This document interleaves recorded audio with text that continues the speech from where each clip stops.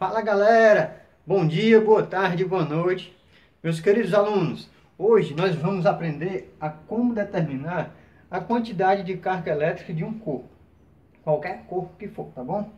É o seguinte, antes da gente começarmos a estudar isso, eu gostaria de lembrar com vocês que qualquer que seja a substância, ela vai ser formada por pequenas partículas. Qualquer objeto ele vai ser formado por pequenas partículas que são os átomos, perfeito? E esses átomos, eles são formados por três outras partículas menores, que são os elétrons,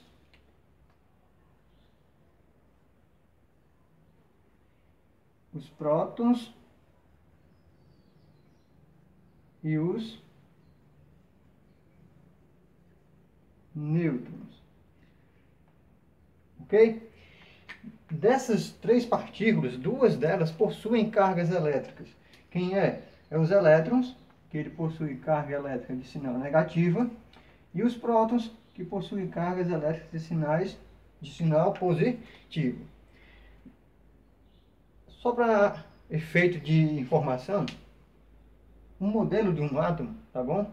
Ele é constituído da seguinte maneira: uma região central, nessa região central vão ficar os prótons e os nêutrons, o nome dela vai ser o núcleo, tá bom? E ao redor desse núcleo vai ficar os elétrons girando em uma região que vai ser denominada eletrosfera. Porém, agora vamos aprender mesmo como determinar a quantidade de carga de um corpo. Para vocês encontrarem a quantidade de carga de um corpo, tá? Você vai usar essa relaçãozinha aqui, ó. Q igual N vezes E. Professor, quem é o Q, quem é o N e quem é o E? É o seguinte, o Q é como a gente colocou aqui, ó, como eu coloquei aqui, né? Vai ser a quantidade de carga que esse corpo vai ter. É justamente o que a gente vai aprender a calcular. Como é que nós vamos fazer para determinar o valor da quantidade de carga? Você vai multiplicar o N vezes o E. E o N, pessoal, ele vai ser o número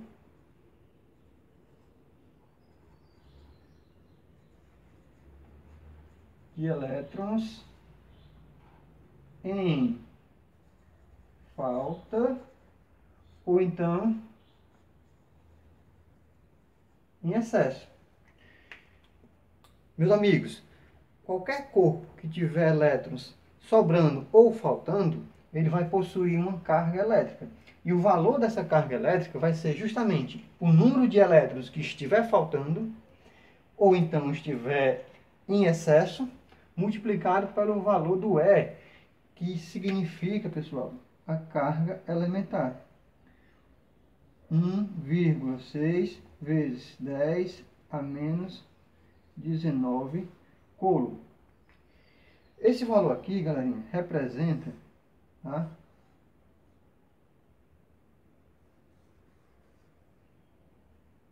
Representa a carga de um elétron ou de um próton em módulo, ou seja, sem o sinalzinho.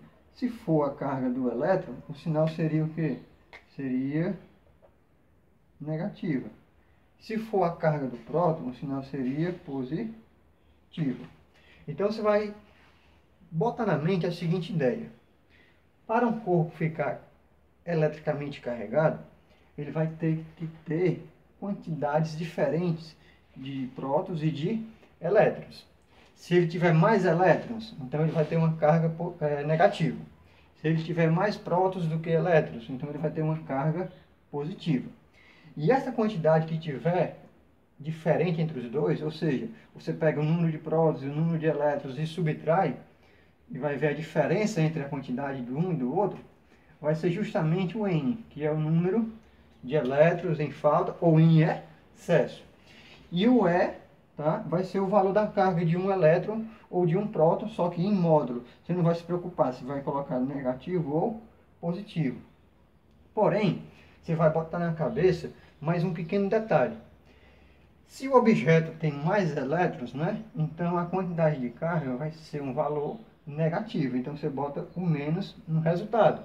Se ele tiver mais prótons do que elétrons, então a carga que ele tiver vai ser positiva. Então você vai calcular o resultado aqui e vai colocar no final um sinalzinho de mais para indicar que ele tem uma carga positiva.